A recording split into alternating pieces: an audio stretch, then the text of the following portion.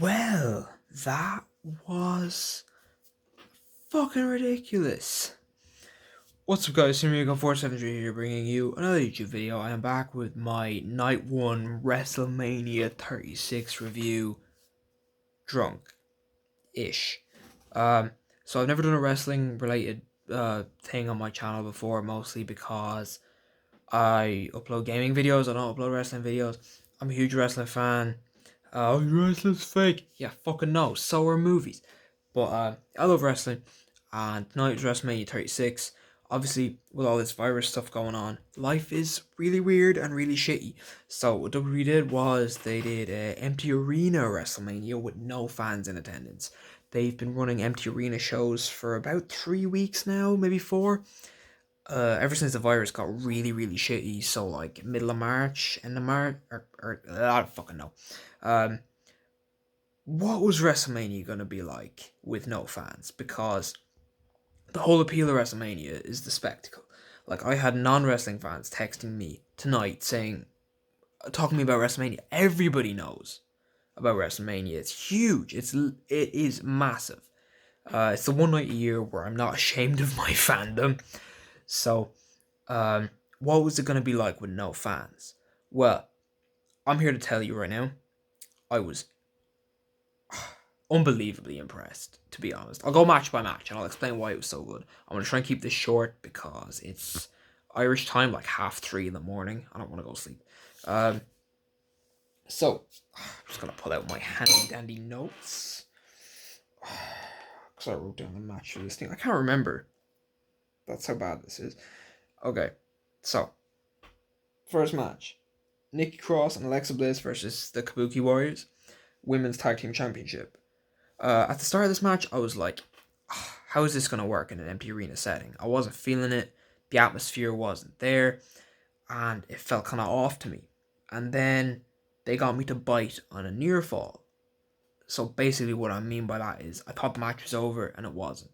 And I got the same emotional reaction out of me of like the, oh, thing that a wrestling match would normally get. And I went, this might work. Because I still felt the same. Like, I was watching the match and I was like, meh. You know, it's a match. Which is probably how I would have felt normally. And then it got me hooked. And the ending with Alexa Bliss and Nikki Cross winning, the baby faces, i.e. the good guys winning, I felt something. Which, to be honest, in an empty arena, I didn't expect to feel. I was like, oh shit, I might actually enjoy this show.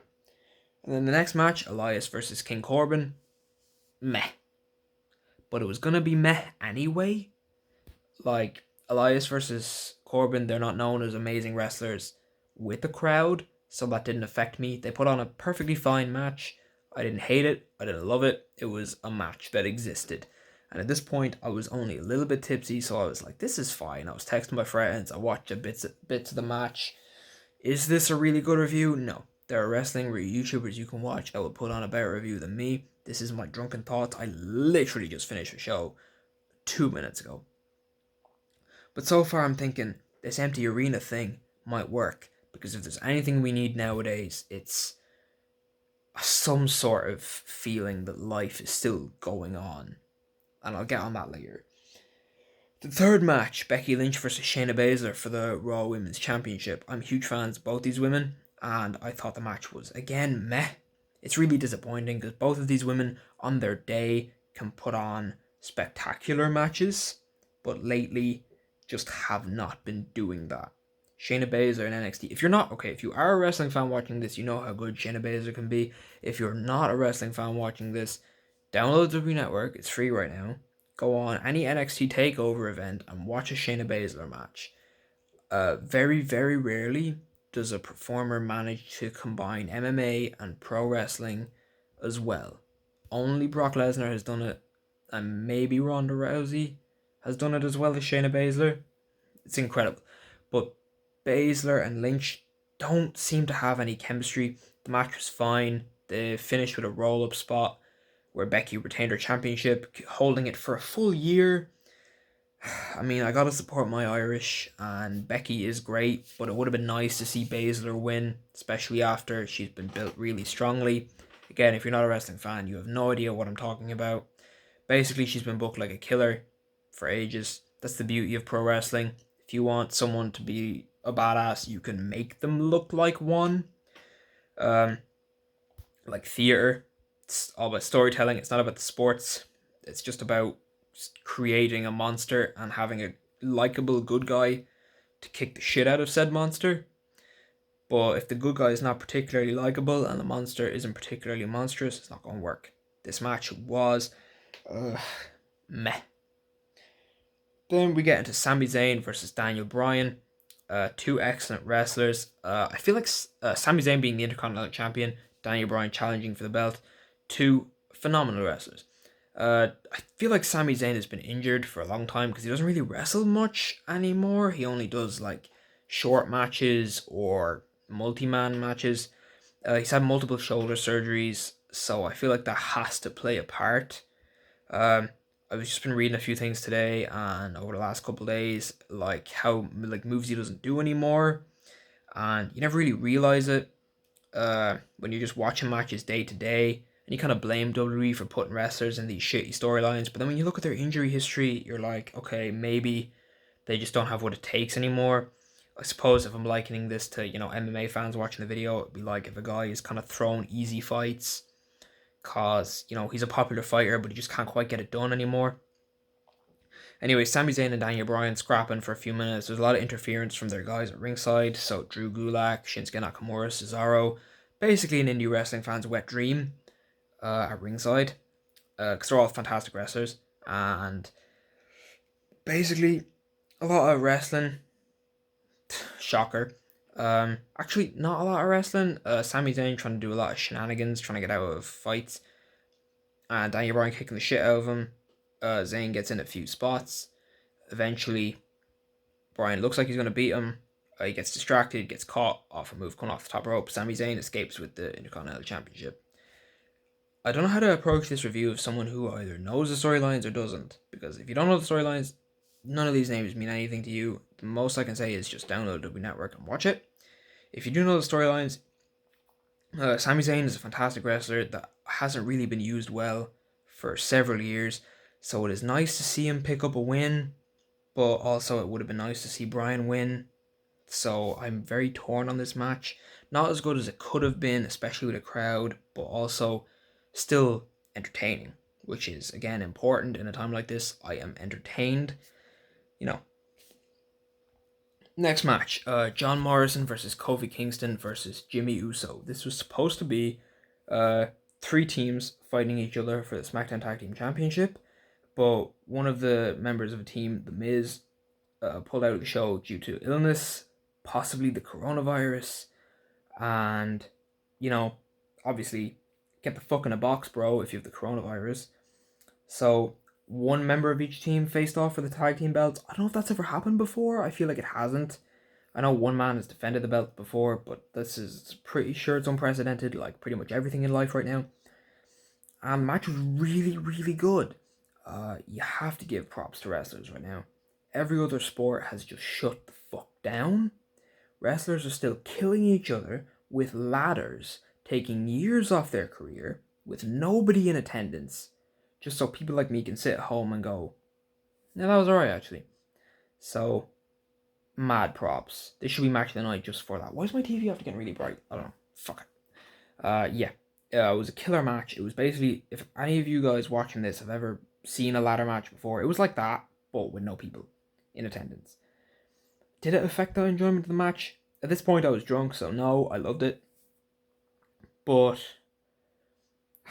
I'm trying to review the show with, this is tough. Because if there was a crowd in attendance, this would have been an incredible match. And it still was really good, but it's hard to separate it because wrestling's never been done without a crowd before. So I have to say it was really, really good, but it is odd to watch with no crowd, you know what I mean? So, I don't know. These three men killed each other. If the WWE Network is free right now, I probably said that already, I don't know.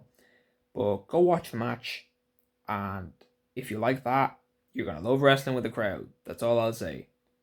Yeah, it was weird, but I thought it was amazing.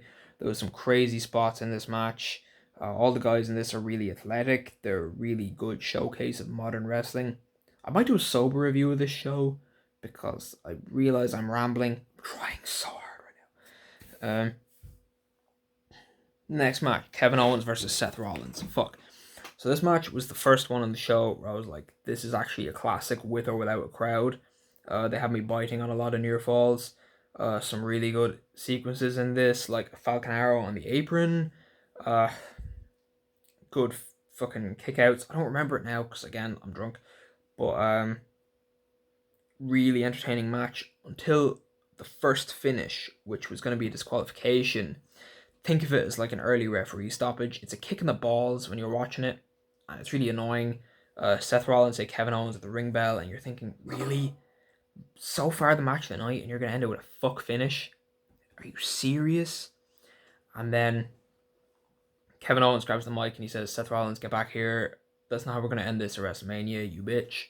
And I'm like, oh, okay, you got me. Alright. And then Seth Rollins is like, alright, dude. So he picks up a chair, kicks shit out of Kevin Owens. Kevin Owens retakes control, jumps off a fucking sign that is like 20 or 15 feet in the air, rolls Seth back into the ring, hits him with a finisher, pins.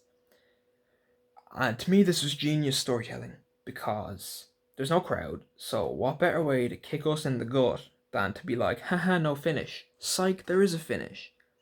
It was the best near fall they possibly could have pulled on a show with no crowd, and I was hooked on every single move after that point because, again, two men just killing each other for my entertainment, our entertainment, something that not a lot of things are doing right now, still going, and the fact that they use the empty arena to their advantage to do things that haven't been done before. It wasn't just a wrestling match with no crowd. It worked.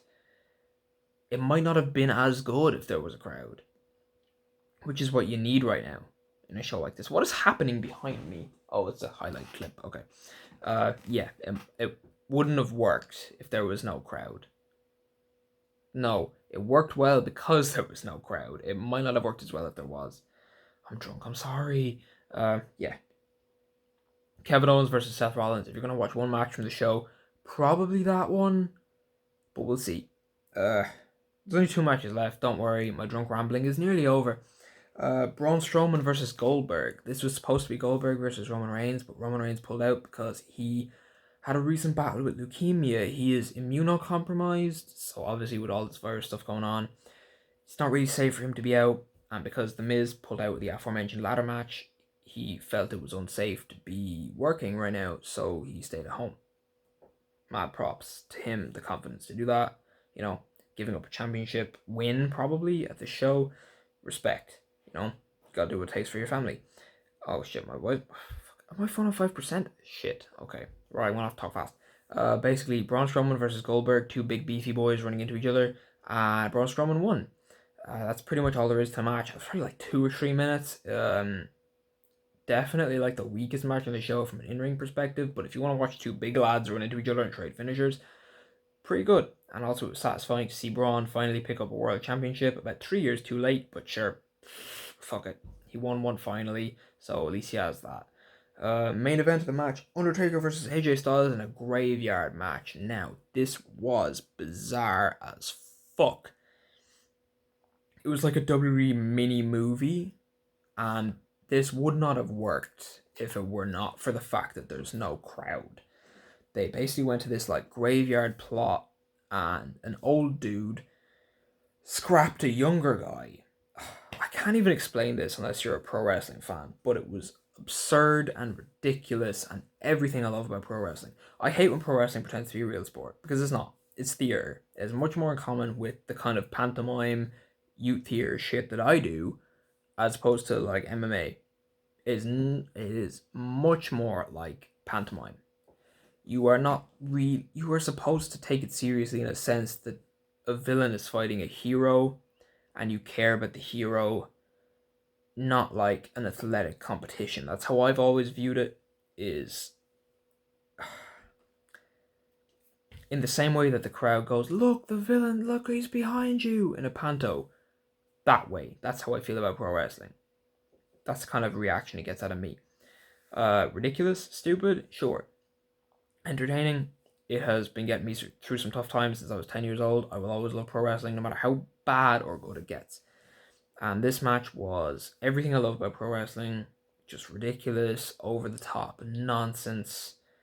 This is the best The Undertaker has looked in a long time. Dude's 55 fucking years of age. The alternative to this was sending him out in front of a crowd and working a poor match, and AJ Styles throwing himself around like a rag doll to try and make The Undertaker look good, which wouldn't have worked.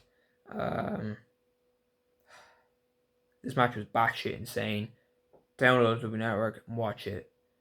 I don't know what more to say. I might do a sober review of WrestleMania after night 2. Basically, I thought WWE were going to serve me up a lazy pile of shit tonight. Somehow, some way, they made a not shit show. This was not supposed to be 16 minutes long. I tried my best to keep it short, and it didn't work. So, I apologize. For everyone that stuck through the view this long, you're a real one. This message is brought to you by Sinuagon 473, stamped, sealed, and approved. I'll see you guys again next time. Peace.